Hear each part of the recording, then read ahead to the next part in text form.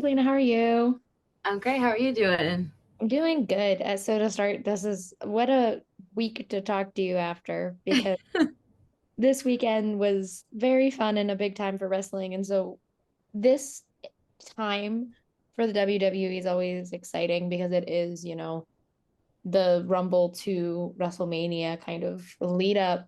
For you, what is the joy of getting to be not only just like in that space, but be like one of the big stars with women's wrestling right now when it is such like the focus is so much on the WWE. It's amazing, honestly, and it's funny because the Royal Rumble is my favorite pay per view. I mean, obviously WrestleMania is the big one, but I mean, not everybody gets to obviously be a part of WrestleMania, but with the Royal Rumble, I feel like it's like a cool blend of you get the legends that get to come back, you get surprises, you get like the current women's roster, and then you get some of the NXT girls in. So it's cool to have like a nice blend of just like it feels like a celebration of not just all of the WWE superstars, but just the women being able to have a women's Royal Rumble match is so cool. And it's obviously like a tradition of mine to get to have something special each time. And I think for just to see myself as, I don't know, a part of all of it is wild, because sometimes you think about where you were when, I don't know, 10 years ago, or even when I was a kid, talking about how I wanted to do this. It's like a crazy full circle thing.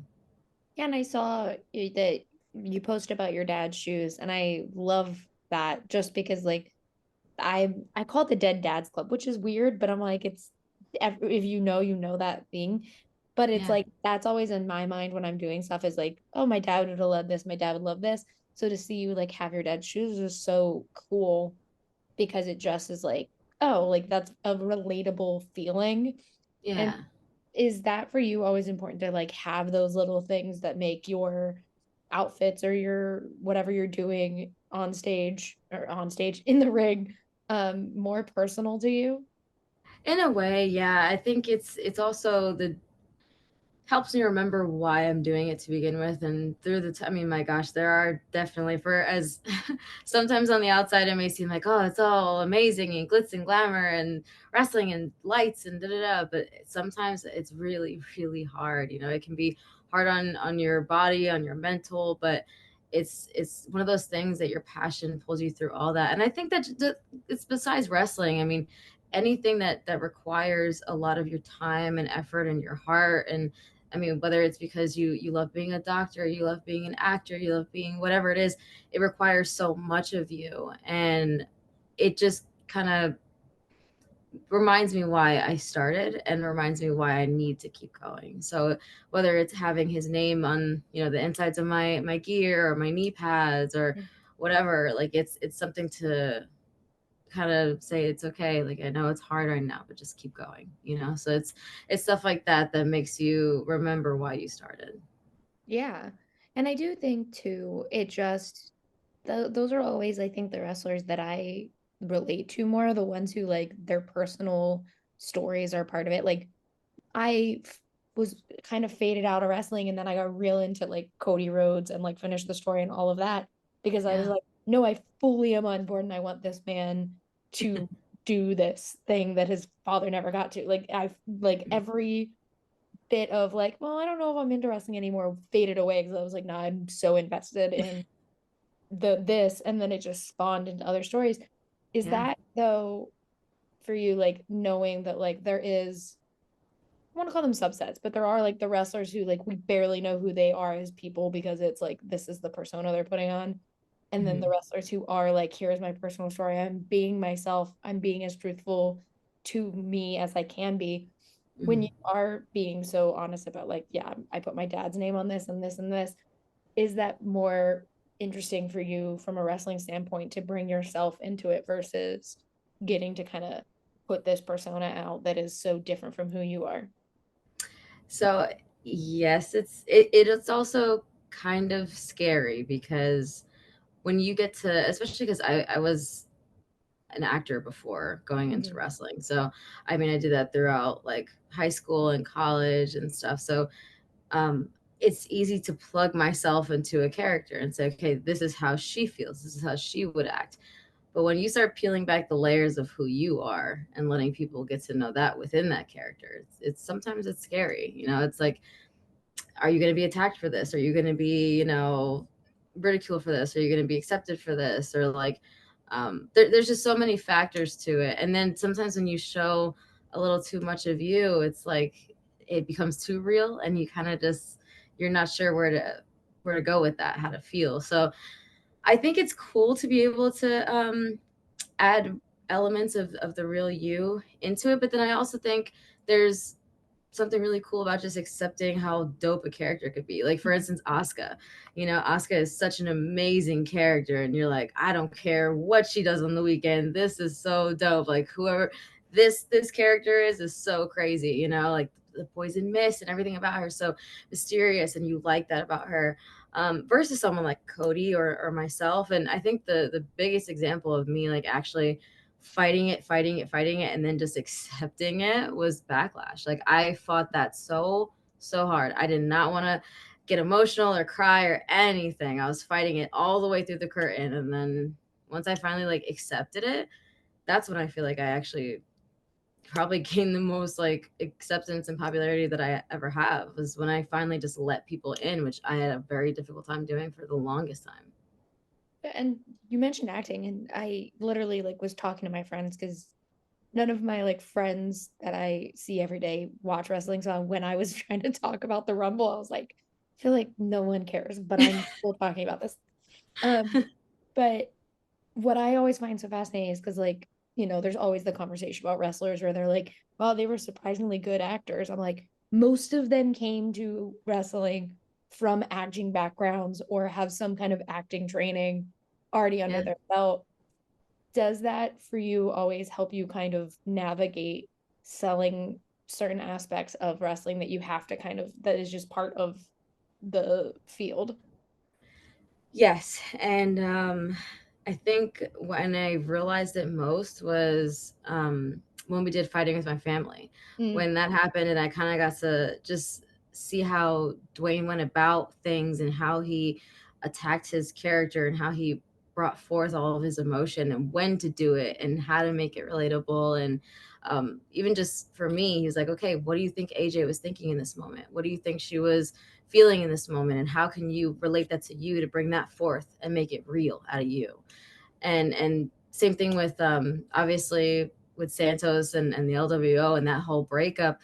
I you find ways to plug it in and make it real to your heart, so that people see that and feel that. And I just remember thinking like, so I remember, oh, who was it? I think it was Triple H that said like, wow, I really, it's like, I was looking at how sad you were, and then I thought, they got to be looking for Santos's eyeball out there though at some point. Like it's like you slapped him so hard, and I'm like, as it was real, it was real to me. So it's yeah, it's cool to add those elements into it. And then you look at somebody like Rhea Ripley, right? Like she I felt like she was always a version of herself for the mhm. longest time, but now that's her. That's who she really is. Like that version as she is now, from dyeing her hair and just like accepting like, I'm just gonna be me. Like now you see the crazy like support and love that she has, and it's just for her being real. Yeah, and you brought up Fighting with My Family. I love that movie very dearly, like because I came from a family with older brothers who I when I was born I became their wrestling doll because they were like little we can power bomb her on the bed and like I have so many injuries just because they decided that I was going to get thrown around.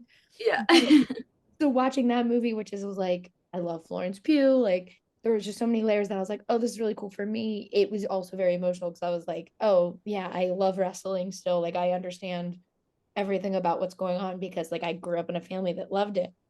But Yeah. it is now part of a trend where we're seeing these wrestling stories coming to life because like everyone's obsessed with the Iron Claw and like it's very funny to watch all of the wrestling fans be like, they didn't even get to Chris, and then everyone else being like, what does that mean? And like Hmm. getting sad again. But is that for you now being part of it an exciting time because you are seeing a lot of people who don't really know wrestling stories come to these stories and feel what wrestling fans have known and felt for years.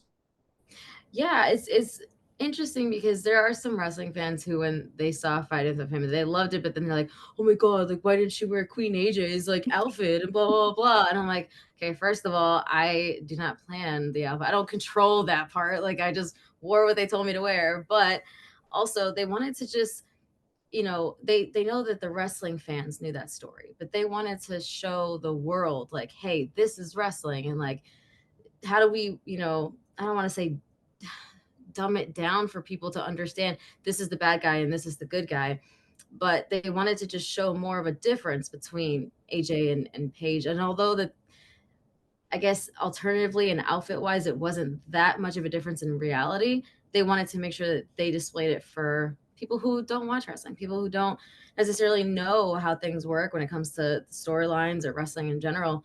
And that's why they made AJ a little bit more like a Bella or like a Eva Marie Yeah. kind of a look, um, versus a Paige. But it's something that since then, oh my gosh, I've seen people like watching it on planes, and it's so crazy to like be sitting near them and going like, oh God, it's weird, but like it's cool to see people who you can tell aren't wrestling fans, like they start to break it down in their mind and go, oh, that's how that works. Oh, that's why that happened, or this is really interesting. I think I want to check it out. So it's nice to have it relate to somebody enough for them to want to see what we love so much, and get to, be a part of that experience, because that's all we really like to do, is just say, hey, here's something that we really love and we cherish and we want to share it with the world. And having people come in and from all aspects of life getting to, witness that is really cool.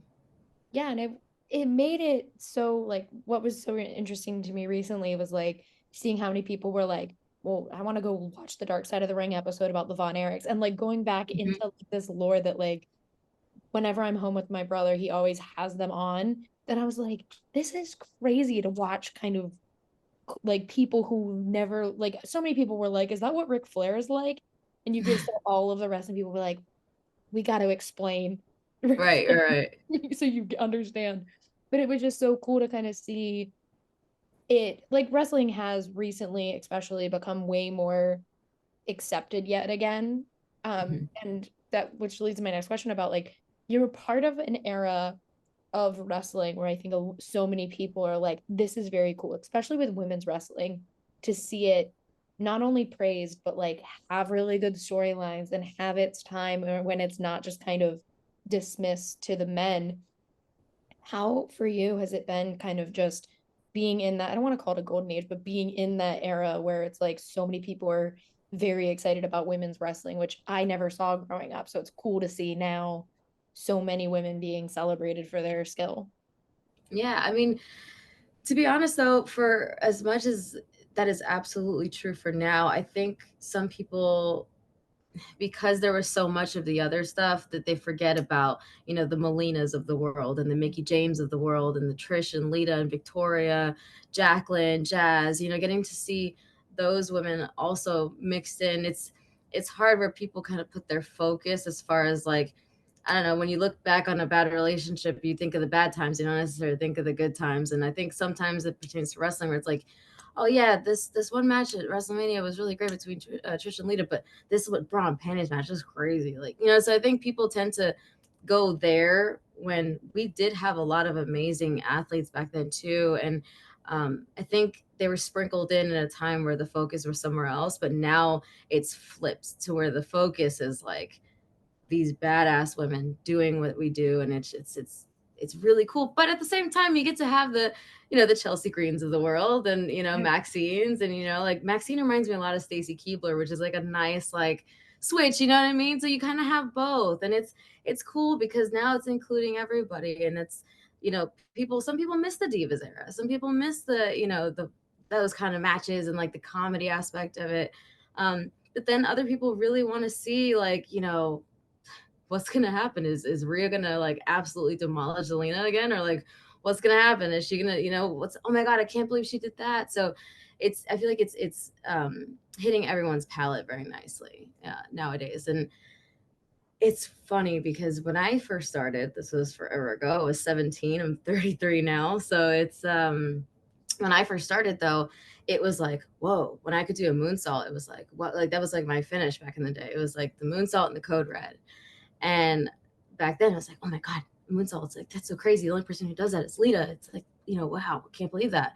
And now it's like the prerequisite is like a moonsault, So it's like, it's crazy to see where things have grown, and it's really cool to be a part of that. It keeps challenging me to keep like, I'm like, I gotta step it up. I mean, my God, EO can do literally everything. I have to step it up, So it's adding those, you know, you keep that fire under your ass, burning pretty bright. Yeah, and I do think it came from a very like sad place.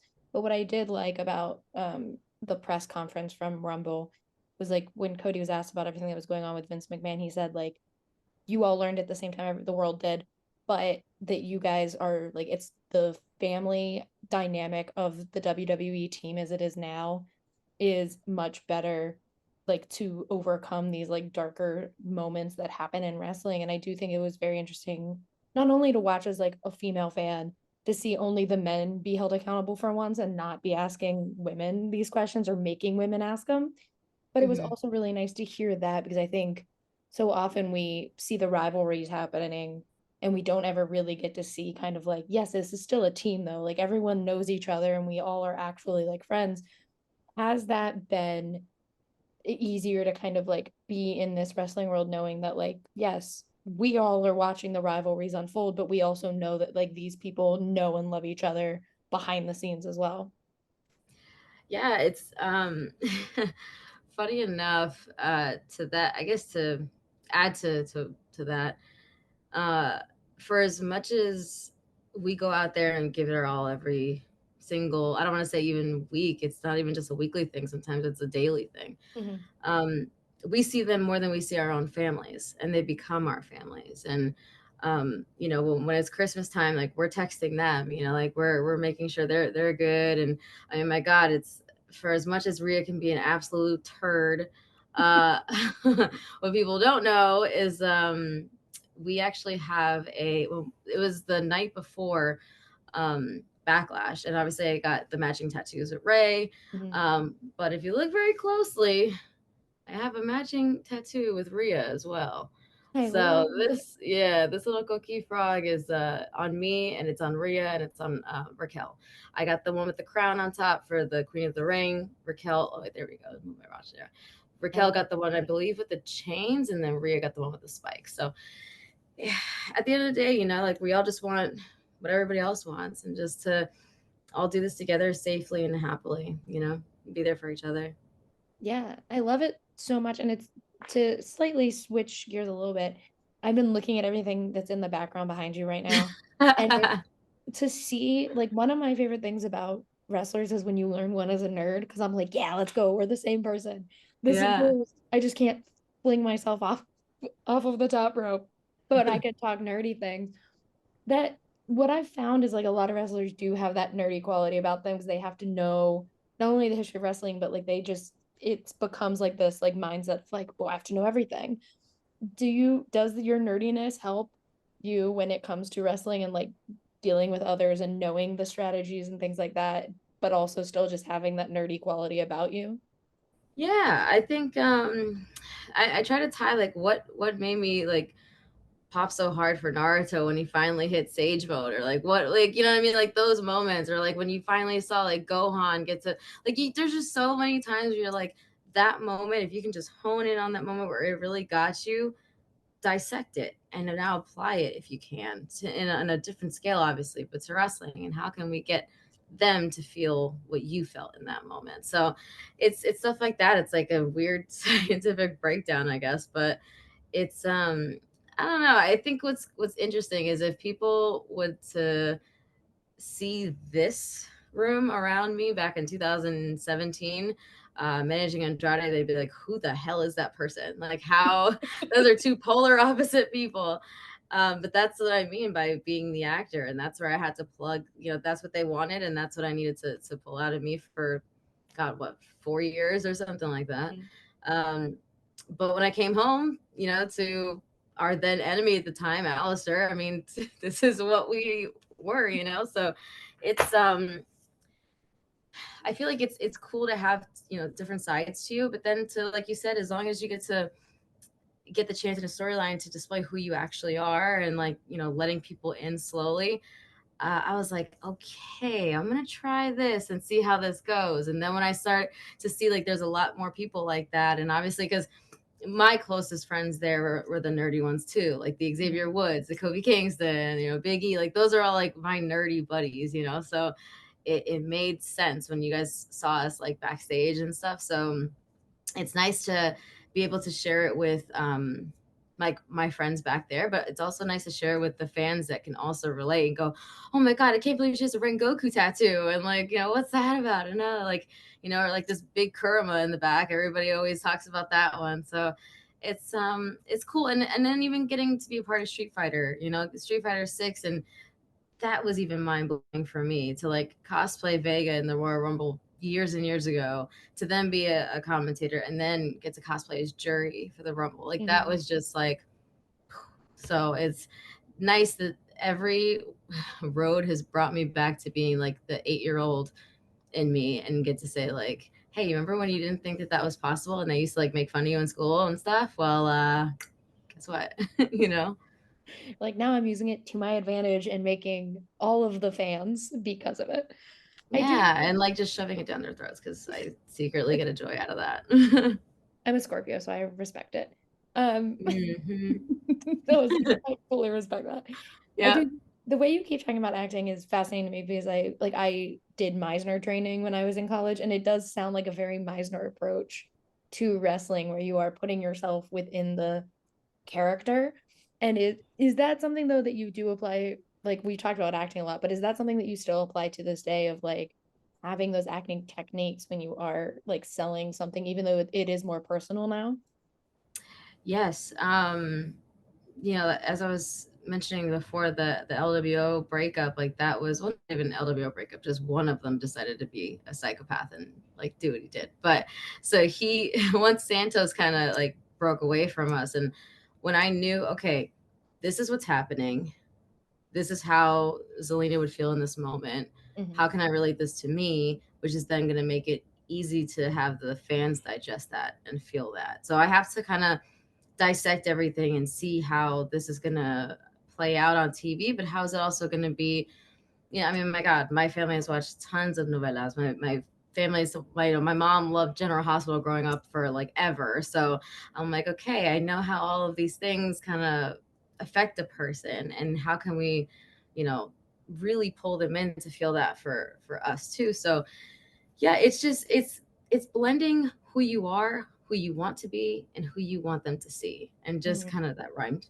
But Very Dr. you know, Seuss of you. yeah, and I'm just like, yeah, how can I just like tell this story? Because at the end of the day, that's all we're doing is telling stories, you know. And I really am grateful that I started with acting, because it's, I remember as a kid, I was like, well, my mom's not gonna let me get into wrestling, and Red's not gonna let me train until I'm 18. Like, what am I gonna do? And then I was like, well, I mean, what do you like most about wrestling besides like the in-ring stuff? And I was like, well, I like the storylines, because like I hated Trish, but she was like kissing on Jeff Hardy, and it was like da da da, and like then The Rock and Thing and Stone Cold, and she was like, exactly. So you like the backstage stuff, so you like the acting aspect of it. Mhm. Start there, and that's how that all started. Oh, I love it so much. Thank you so much for talking with me today. I really appreciate it. And like, it's just so much fun watching you and like getting to just see wrestling as it is right now. I think it is just, it's so much. I love it so much. But thank you. Thank you. Yeah, no, thank you so much. I appreciate that. It's cool to talk to somebody who's really into it, and like really like connected in a way, because that's, I feel like those are like the best people to talk to, because they genuinely can feel everything that you're saying and understand it. Because sometimes when you're talking to people, you're like, no, no, no, I know it sounds crazy, but we fought the day after, but we got matching tattoos the day before. I know it sounds crazy, but you know, so Like, it's we're really friends, I cool. promise. So I appreciate that as well. Thank you. First, thank you and have a great one. You too. Take care. Bye.